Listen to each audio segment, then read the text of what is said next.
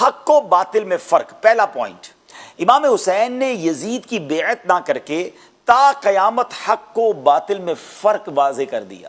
آپ نے یہ واضح کر دیا، کلیئر کر دیا کہ حق کے ساتھ کھڑے رہنا ہے، باطل کے آگے سر نہیں جھکانا ہے. اور یہ آج بھی ہمارے لیے لیسن ہے کہ جو لوگ باطل کے ساتھ مل جاتے ہیں، غلط کاموں کے سپورٹر بن جاتے ہیں، بعض اوقات اپنی مجبوری کی بات کرتے ہیں، کیا کریں جناب، سب کرتے ہیں، مجھے کرنا پڑتا ہے، فیملی پریشر ہے، دوستوں کا پریشر ہے، مارکیٹ کا پریشر ہے. بتائیے نا امام حسین نے کیا کیا تھا؟ پوری فیملی پتہ ہے شہید کر دی جائے گی، مگر آپ نے وہ پریشر نہ لیا، حق کے ساتھ کھڑے رہے. سیکنڈ ڈیسیژن کیا تھا؟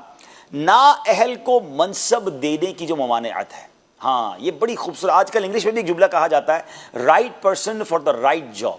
جب امام علی مقام نے یزید کی بیعت نہیں کی تو دنیا پر واضح ہو گیا کہ نااہل کو کبھی کوئی منصب نہ دیا جائے، اور اگر بالفرض وہ زبردستی کسی عہدے کو حاصل کر لے تو اہل عزیمت جو ہوتے ہیں انہیں چاہیے کہ ہرگز اس کی اطاعت نہ کریں. اللہ اکبر. یعنی یہاں یہ بھی بہت خوبصورت ایک پیغام ہے کہ ماشاءاللہ وہ لوگ جو کسی آرگنائزیشن کو، اگر مذہبی ادارے کو چلا رہے ہیں یا کسی بھی کام کو کر رہے ہیں، کسی نااہل کو اگر آپ نے منصب دے دیا، اسے مقام دے دیا، اسے جناب اقتدار دے دیا، اس کے ہاتھ میں آپ نے یوں سمجھیے کنٹرول دیا، تو پھر بربادی کا انتظار کیجیے. تو اگر آپ اپنی آرگنائزیشن کو، اپنے ادارے کو، اپنے علاقے کو، اپنے محلے کو، کسی بھی کام کو آپ لے کر چل رہے ہیں تو try to find the right person for the right job. نااہل کو منصب دینے کا مطلب بربادی ہوتا ہے. اگلی بات، فسق و فجور کا دروازہ بند کر دیا.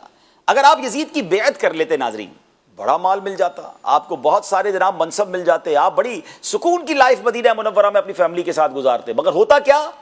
ہر بدکاری کے جواز کے لیے پھر آپ کی بیعت سند بن جاتی. یعنی سب کے پاس یہ آرگیومنٹ آ جاتا، بھائی امام حسین نے بھی تو یزید کی بیعت کی تھی، آج ہم بھی غلط کام میں فالو کر رہے ہیں تو کیا حرج ہے؟ اللہ اکبر.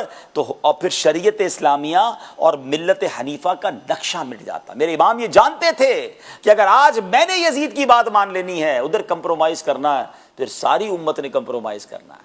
تو امام حسین نے گویا یہ منصب دیا کہ فسق اور فجور کا دروازہ بند ہونا چاہیے.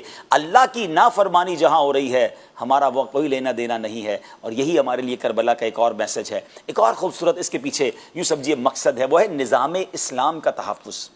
اگر آپ یزید کی بیعت کر لیتے تو یزید آپ کی بہت قدر و منزلت کرتا، خوب مال و دولت نچھاور کرتا، لیکن اسلام کا نظام درہم برہم ہو جاتا، ایسا فساد برپا ہوتا کہ اس کو بعد میں دور کرنا دشوار ترین ہوتا. تو نظام اسلام کا تحفظ کیا، ایک نظام باقی رہے، اسلام کی جو ضروریات ہیں، اسلام جو چاہتا ہے معاشرے میں وہ سب باقی رہیں. امام نے اس کے لیے قربانی دی. آگے چلیں، ایک اور کمال کی بات سیکھنے کو ملتی ہے، اور وہ ہے احکام شرعیہ میں برابری، ایکویولنس، مساوات کا کیسا نظام ہے. اب سوچئے نا، آپ نے یزید کی بیعت کیوں نہیں کی؟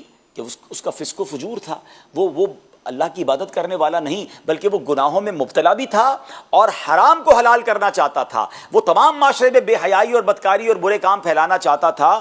تو اب امام علی مقام نے جو سٹینڈ لیا، یہ میسج یہ ہے کہ احکام شریعہ عام آدمی اور حاکم سب کے لیے برابر ہیں. جس طرح عام آدمی کا فسق و فجور سے بچنا ضروری ہے، اسی طرح حاکم کا بھی ضروری ہے. یعنی اسلام کا قانون حکمران کے لیے الگ نہیں ہے، بڑے لوگوں کے لیے الگ نہیں ہے، اور عام لوگوں کے لیے الگ نہیں ہے. میرے امام نے ایکویولنس کا، مساوات کا بھی درس دیا. سبحان اللہ. اب آگے چلتے ہیں، ایک اور کمال کا اس سے میسج ملتا ہے، لیڈرشپ کا ایک اور یوں سمجھے کہ پوائنٹ ملتا ہے کہ اسلامی ریاست کا تحفظ. امام حسین نے اپنی فراست سے یہ جان لیا تھا یزید بیعت کے بعد اسلامی ریاست کا کیا حال کرے گا، اس لیے آپ نے بیعت نہ کی. آپ کی شہادت کے بعد یزیدی فوجیوں نے کیا کیا؟